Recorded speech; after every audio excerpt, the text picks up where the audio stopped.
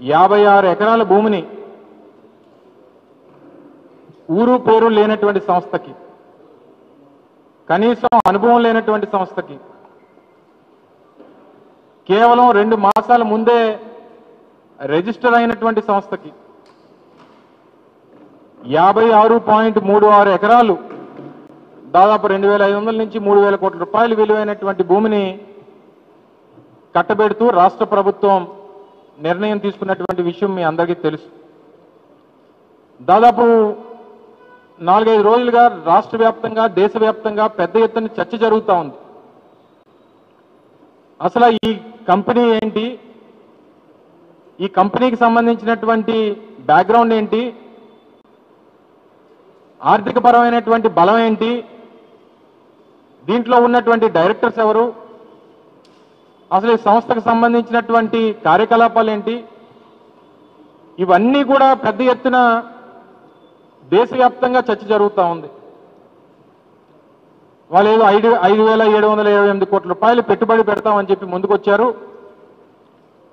5,728 కోట్ల రూపాయలు పెట్టుబడికి గాను మేము ఈ 56 ఎకరాలు ప్రభుత్వం కేటాయిస్తుంది అని చెప్పినటువంటి ప్రభుత్వం అసలు ఈ సంస్థ ఎప్పుడు స్థాపించబడింది? చంద్రబాబు నాయుడు గారు గత పాలనలాగే ఇది 4వసారి ముఖ్యమంత్రి. ఉమ్మడి రాష్ట్రంలో 2 సార్లు 19 సంవత్సరాల పాటు ముఖ్యమంత్రిగా పనిచేశారు. మళ్ళీ ఇప్పుడు 2వసారి ఈ రాష్ట్రానికి ముఖ్యమంత్రిగా పనిచేస్తూ ఉన్నారు. ఇంటర్వ్యూలో ఆయన చెప్పినటువంటి కథనాలు మనన్నీ కూడా చూసాం. ఫిబ్రవరి 12వ తారీఖు 2025వ సంవత్సరం, అంటే ఇదే సంవత్సరం ఫిబ్రవరి 12వ తారీఖున మినిస్ట్రీ ఆఫ్ కార్పొరేట్ అఫైర్స్ ఒక కంపెనీని రిజిస్టర్ చేసి, ఆ రిజిస్టర్ చేసినటువంటి కంపెనీ ఏదైతే మినిస్ట్రీ ఆఫ్ కార్పొరేట్ అఫైర్స్లో ఉర్సా క్లస్టర్స్ ప్రైవేట్ లిమిటెడ్ పేరిట 12వ తారీఖు ఫిబ్రవరి రిజిస్టర్ చేసినటువంటి కంపెనీ ఇది. దీనికి భూ కేటాయింపులు మన ఏప్రిల్ 2వ వారంలో భూ కేటాయింపులు 56 ఎకరాలు చేశారు. చూపిస్తే వీళ్ళు వైఎస్ఆర్ కాంగ్రెస్ పార్టీకి సంబంధించినటువంటి ఛానల్స్ అన్ని వాళ్ళ మీద ముద్ర వేస్తారు. మరి ఒక జాతీయ మ్యాగజైన్ అయినటువంటి వైర్ లాంటి ఒక అంతర్జాతీయ ఇది ఉన్నటువంటి సంస్థ, గుర్తింపు ఉన్నటువంటి సంస్థ, అటువంటి సంస్థ ఈరోజు ప్రత్యేకంగా దీని మీద కథనాలు నడుపుతూ ఉంటే ఎందుకు సమాధానాలు చెప్పలేనటువంటి పరిస్థితిలో ఉన్నారు? ప్రభుత్వం ఎందుకు స్పందించట్లేదు? సంబంధించినటువంటి శాఖ మంత్రి ఎందుకు స్పందించట్లేదు? సంబంధించినటువంటి అధికారులు ఎందుకు స్పందించట్లేదు? అంటే విశాఖపట్నంలో ఉన్నటువంటి భూములు ఏ రకంగానైనా దోచేసుకుందాం, ఎవరో అడిగేవాడు ఉన్నాడు, ఎవరికి సమాధానం చెప్పాల్సినటువంటి అవసరం లేదని చెప్పి ఏదైనా ఒక విధానాన్ని తీసుకున్నారా? అంటే టాటా టీసీఎస్కి 99 పైసలకి ఎకరం చెప్పిన వారికి కేటటువంటి ఒక అపార్ట్మెంట్లో ఈ ఆఫీస్ ద్వారా 5,000 కోట్ల రూపాయలు పెట్టుబడులు అంటున్నారు. ఇప్పటి వరకు పోనీ ఈ సంస్థ, ఈ ఉర్సా క్లస్టర్స్ అనేటువంటి సంస్థకి ఇప్పటి వరకు ఏదన్నా ఎంప్లాయీస్ ఉన్నారా దీని మీద అంటే ఒక్క ఎంప్లాయీ కూడా లేడు. పోనీ దీన్ని స్థాపించినటువంటి 2 డైరెక్టర్స్ ఎవరైతే ఉన్నారో, 2 డైరెక్టర్స్ ఎవరైతే ఉన్నారో 2 కూడా ఎన్ఆర్ఐస్. ఆ 2 ఎన్ఆర్ఐస్ కూడా వారి గతంలో ఇటువంటి ప్రాజెక్టులు చేసినటువంటి అనుభవం లేదు. డేటా సెంటర్ని ఎస్టాబ్లిష్ చేస్తామని చెప్పి ఏదైతే వారు ముందుకు వచ్చారో, గతంలో వారు ఏదైనా 50 కోట్లు 100 కోట్లు 500 కోట్ల రూపాయలు ప్రాజెక్ట్ చేసినటువంటి అనుభవం ఉందంటే అది లేదు.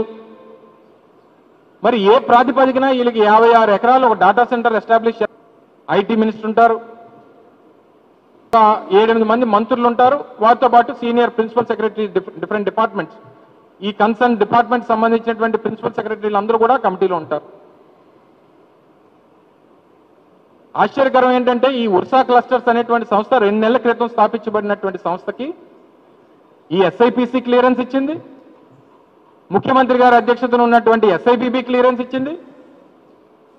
ఇవి 2 అయిపోయిన తర్వాత కేబినెట్ సమావేశంకి వస్తే కేబినెట్ కూడా క్లియరెన్స్ ఇచ్చింది. అంటే ముఖ్యమంత్రి గారు, సంబంధించినటువంటి శాఖ మంత్రి లోకేష్ గారు, వీరందరి ప్రోద్బలం లేకుండా, వీరందరి తాలూకా హస్తం లేకుండా ఇది జరిగిందా అని చెప్పి ఎవరైనా నమ్ముతారా అని చెప్పి సందర్భంగా అడుగుతా ఉన్నా. ఒకవేళ మీ ఎస్ఐపిసి, ఎస్ఐపిబి, కేబినెట్ దీన్ని సమర్థిస్తే దీన్ని తక్షణమే సమాధానం చెప్పాలి. ఎందుకు సమర్థించారు? ఏ బేసిస్ మీద ఆ కంపెనీకి ఎంత భూమి ఇవ్వాలని చెప్పి నిర్ణయం తీసుకున్నారు? ఇందులో ఉన్నటువంటి డైరెక్టర్లు ఇద్దరు కూడా 2 ప్రైవేట్ కంపెనీల్లో అమెరికాలో పనిచేస్తున్నారు.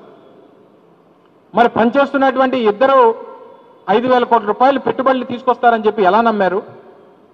అప్లై చేసుకుంటారు, లేదా మొన్న లూలు మాల్కి ఇచ్చినట్టు ఓ 1,500 కోట్ల రూపాయల భూమిని మీకు ఇస్తాం, ఒక 500 కోట్ల రూపాయలు పెట్టి ఒక మాల్ కట్టండి అంటే ఎవరైనా కడతారు. 1,500 కోట్ల రూపాయలు భూమి ఇచ్చినప్పుడు ఒక 15,000 కోట్ల రూపాయలు పెట్టుబడి పెట్టమన్నాం అనుకో కష్టం, కానీ ఓ 1,000 కోట్ల రూపాయలు భూమి ఇచ్చి 100 కోట్ల రూపాయలు ఇన్వెస్ట్మెంట్ చేయమంటే దారిని పోయిన ఎవడైనా చేస్తాడు. దానికి ఎక్కడో కేరళ నుంచో దుబాయ్ నుంచో లూలుని తీసుకురాక్కర్లేదు కదా. విశాఖపట్నాన్ని ఆర్థిక రాజధాని చేద్దాం అన్నటువంటి ఆలోచన, లేకపోతే మీ అవినీతికి రాజధాని చేద్దాం అన్నటువంటి ఆలోచన ప్రజలకు సమాధానం చెప్పాలి. దీని మీద అనేక మంది అనేక ప్రశ్నలు వేశారు. ఈరోజు మా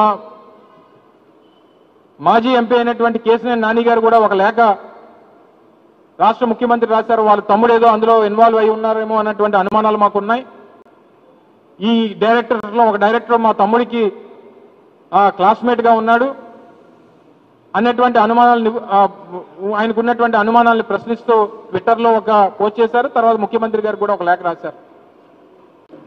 ఇది వైర్ అనేటువంటి, ఇందాక చెప్పినట్టు వైర్ మ్యాగజైన్ ఆ సంస్థ ట్విట్టర్లో పోస్ట్ చేసినటువంటి ఆర్టికల్స్, అనేకమైనటువంటి ఆర్టికల్స్ ఉన్నాయి. వారికి సంబంధించినటువంటి ఈ సతీష్ అబ్బూరి, తర్వాత